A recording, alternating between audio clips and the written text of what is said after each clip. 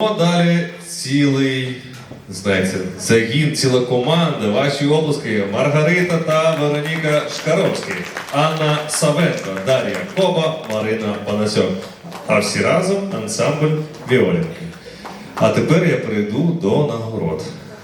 Тож, перемоги. Міжнародний конкурс «Маєстозо Маестро», Гран-прі, Всеукраїнський конкурс квіткового мистецтва Violin Summit of Ukraine, лауреати першого ступеня. Міжнародний конкурс «Магія смичка», Гран-прі. Міжнародний конкурс «Браво Віола», лауреати другого ступеня. Обласний конкурс «Музичний калейдоскоп» перше місце.